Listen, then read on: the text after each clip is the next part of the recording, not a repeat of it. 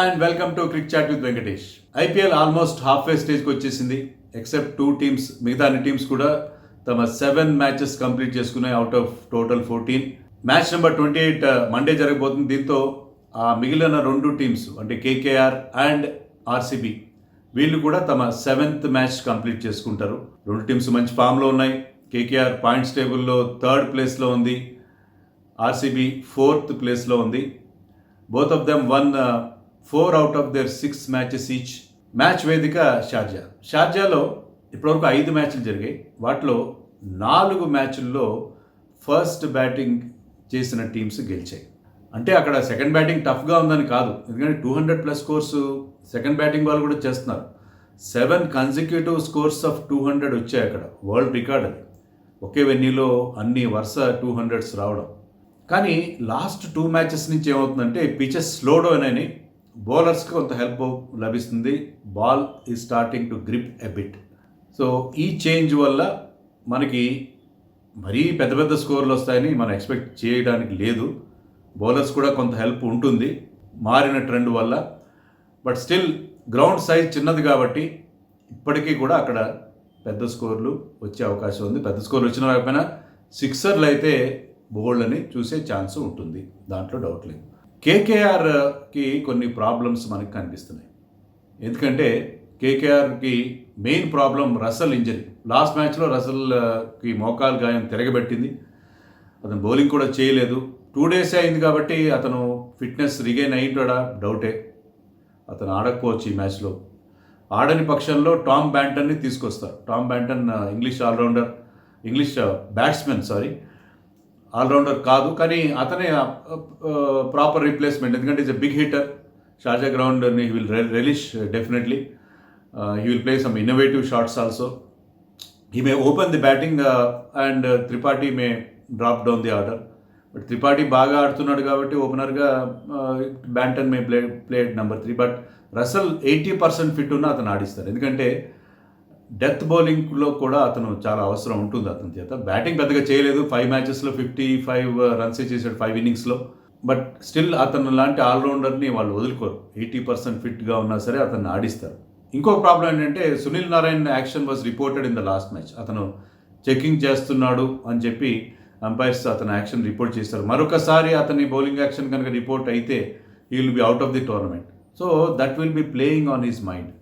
So అతను బౌలర్గా అంత ఎఫెక్టివ్గా ఉండే అవకాశం లేదు. సో అది వాళ్ళకి చాలా పెద్ద దెబ్బ. Nothing prevents him from playing the match, but బౌలర్గా పాత మ్యాచ్లో ఉన్నంత ఎఫెక్టివ్గా అతను ఉండే అవకాశం లేదు. సో ఎప్పుడైతే రసల్ అండ్ నారాయణ్ విషయంలో ఈ ప్రాబ్లమ్స్ ఉన్నాయో that will definitely effect KKR.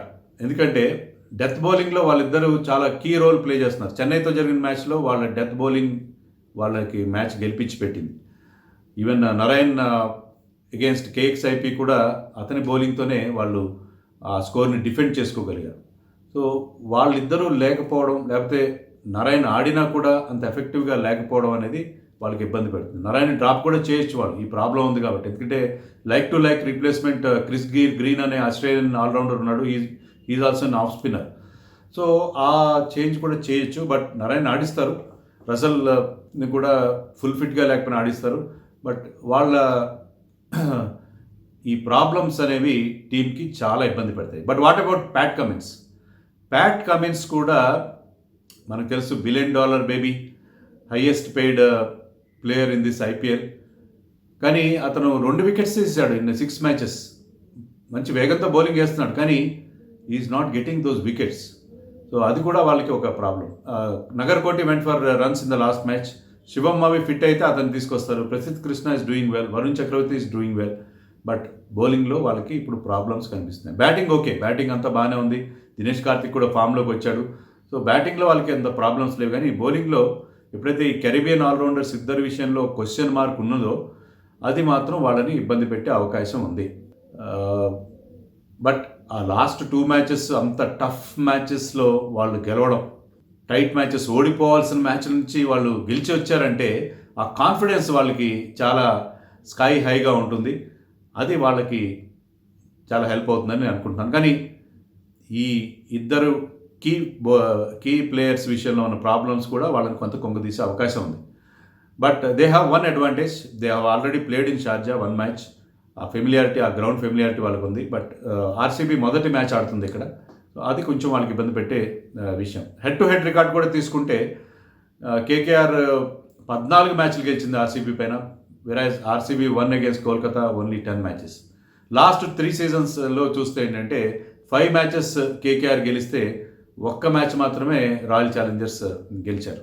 But royal Challengers ఇప్పుడు చాలా సెటిల్డ్గా కనిపిస్తుంది. ఎందుకంటే ఎప్పుడైతే క్రిస్ మారిస్ టీంలో చేరాడో, అతను డెత్ బౌలింగ్ బాగా చేస్తున్నాడు, పవర్ ప్లేలో మంచి బౌలింగ్ వేస్తున్నాడు, మంచి వేగంగా బౌలింగ్ చేస్తున్నాడు, ఎక్స్పీరియన్స్డ్ క్యాంపెయినర్ కాబట్టి ఆ టీంకి ఆ బ్యాలెన్స్ అనేది అతను తీసుకొచ్చాడు. సో బౌలింగ్ వరీస్ అన్నీ పోయినట్టే. బౌలింగ్ వరీస్ పోవడానికి ఇంకొక కారణం కూడా ఉంది, అదేంటంటే Washington Sundar has been a revelation in this year. ఎందుకంటే పవర్ ప్లేలో కానీ ఆ తర్వాత కానీ టైట్ బౌలింగ్ వేస్తున్నాడు. ఎంత పెద్ద బ్యాట్స్మెన్ అయినా అతను బౌండరీలు కొట్టలేకపోతున్నాడు. సో లాస్ట్ మ్యాచ్లో అయితే చెన్నై ఓపెనర్స్ ఇద్దరిని వెనక్కి పంపించాడు. అది టీం గెలుపులో చాలా కీలకమైన రోల్ ప్లే చేసింది. సో వాషింగ్టన్ సుందర్ ఇలా ఎదిగి రావడం, లాస్ట్ ఇయర్ అతన్ని ఇన్ అండ్ అవుట్గా పెట్టారు, సరిగ్గా ఛాన్సెస్ ఇవ్వలేదు. కానీ ఎప్పుడైతే అతనికి రెగ్యులర్ అవకాశాలు ఇస్తున్నారో he's proving his metal. Sharjah గ్రౌండ్లో, ఈ స్మాల్ గ్రౌండ్లో కూడా అతను అలాంటి టైట్ బౌలింగ్ చేస్తే his next target will be T20 world cup. Indian team will be seriously considering him for the world cup అని చెప్తాను. సో అంత ఎఫెక్టివ్గా ఉంది అతని బౌలింగ్. ఆడలేకపోతున్నారు, అతను పెద్దగా బాల్ టర్న్ చేయడు, అయినా he is very difficult to get away. So that is his speciality. So ఈ 4-5 మ్యాచ్లుగా ఆర్సీబీ ఫార్చ్యూన్స్ టర్న్ అవడానికి కారణం one of the reasons happens to be this Sundar. Udana బాగా బౌలింగ్ వేస్తున్నాడు. ఎప్పుడైతే ఉడానా అండ్ మోరిస్ దొరికారో డెత్ బౌలర్స్గా, నవదీప్ సానీని మిడిల్ ఓవర్స్లో పవర్ ప్లేలో యూజ్ చేసుకోవచ్చు. That luxury will be there with Kohli. And Chahal గురించి చెప్పేదే ఉంది, వాళ్ళ లీడర్ ఆఫ్ ది అటాక్గా మనం చెప్పుకోవాలి. సో ఆర్సీబీకి బౌలింగ్లో ప్రాబ్లమ్స్ లేవు. బ్యాటింగ్లో ఫించ్ విషయంలోనే కొంచెం ప్రాబ్లం ఉంది. ఫించ్ వరుసగా 3 ఫెయిల్యూర్స్ కనిపిస్తున్నాయి. ముంబైతో చేసిన హాఫ్ సెంచరీ తర్వాత అతను వరుసగా ఫెయిల్ అయ్యాడు. స్పిన్నర్స్కి దొరికిపోతున్నాడు పవర్ ప్లేలో. సో ఫించ్ని రీప్లేస్ చేయాలా? జోషువా ఫిలిపి అతను కీపింగ్ కూడా చేయగలడు. He will relieve the burden of keeping for de Villiers. కానీ ఇంత తొందరగా ఫించ్ని మార్చరు. ఇక్కడ ఈ స్మాల్ గ్రౌండ్లో షార్జాలో అతను వన్స్ ఈ స్టార్ట్ మిడిలింగ్ ద బాల్, ప్రతి బాల్ బౌండరీ దాటిస్తగలడు ఫించ్. సో ఫించ్కి ఖచ్చితంగా 2-3 ఛాన్సెస్ ఇస్తారు. మార్పులు కూడా చేయకూడదండి ఆర్సీబీ గతంలో తెగ మార్పులు చేసి ఒక సెటిల్ టీం లేకుండా చేసుకుంది. సో ఇప్పుడు టీం సెటిల్ అయింది కాబట్టి you go with this team. 1-2 ఫెయిల్యూర్స్ని కూడా you just try to tolerate అని నేను అంటాను. So Padikkal will come good on this ground without any doubt. And we'll say different Virat Kohli ఎందుకంటే లాస్ట్ మ్యాచ్లో ఆ నడ్జెస్ అండ్ పుషెస్ చూసాం. ఎందుకంటే అది స్మాల్ గ్రౌండ్, ఆ బిగ్ గ్రౌండ్ స్లో పిచ్ కాబట్టి. కానీ ఇక్కడ ఈ స్మాల్ గ్రౌండ్లో will start hitting those big sixers. ఒక గేరు మార్చి ఒక డిఫరెంట్ కోహ్లీ, ఎందుకంటే కండిషన్స్కి రెస్పెక్ట్ ఇస్తాడు అతను. కండిషన్స్ ప్రకారం ఆడగల ఎబిలిటీ ఉన్న ప్లేయర్ కాబట్టి ఒక డిఫరెంట్ అటాకింగ్ కోహ్లీని ఇక్కడ మనం చూడబోతున్నాం. సో అది మ్యాచ్ పరిస్థితి. మరి ఎవరు గెలుస్తారు చెప్పడం చాలా కష్టం. 2 టీమ్స్కి ఈక్వల్ ఛాన్సెస్ మనకి కనిపిస్తున్నాయి. బట్ ఐ థింక్ మనం చెప్పుకున్న కేకేఆర్ ప్రాబ్లమ్స్ గురించి మనం చెప్పుకున్నాం కాబట్టి ఆర్సీబీకి స్లైట్ ఎడ్జ్, చాలా చిన్న ఎడ్జ్ అనేది డెఫినెట్గా ఉంటుంది. అందులో విరాట్ కోహ్లీ అంత సూపర్ ఫామ్లో ఉన్నప్పుడు అతను టీంని విజయం వైపు తీసుకెళ్తాడని చెప్పి నాకైతే అనిపిస్తుంది. మరి మన డ్రీమ్ టీం విషయానికి వస్తే, నా డ్రీమ్ టీంలో 2 వికెట్ కీపర్స్ ఉంటారు ఫ్యాంటసీ 11లో. They are of course Dinesh Karthik and AB de Villiers. I will have 5 batsmen, ఎందుకంటే ఇది బ్యాటింగ్ గ్రౌండ్ కాబట్టి. Virat Kohli, Shubman Gill, Eoin Morgan, Devdutt Padikkal and Aaron Finch. These are my 5 batsmen. My sole all-rounder will be Chris Morris. I will have only 3 bowlers, Yuzvendra Chahal, Varun Chakravarti and Isuru Udana. My captain will be Divilliers. అతను ఈ small గ్రౌండ్లో 360 degreesలో boundaries కొడతాడని నాకు ఎందుకు అనిపిస్తుంది. అలాగే my vice captain will be Devdutt Padikkal. But you can also have Finch as your vice captain because ఈ small గ్రౌండ్లో అతని బ్యాట్ కూడా బ్యాట్ జులిపించే అవకాశం ఉంటుంది. సో అది పరిస్థితి. RCB will start as favourite in this match, but KKR is a tough nut to crack.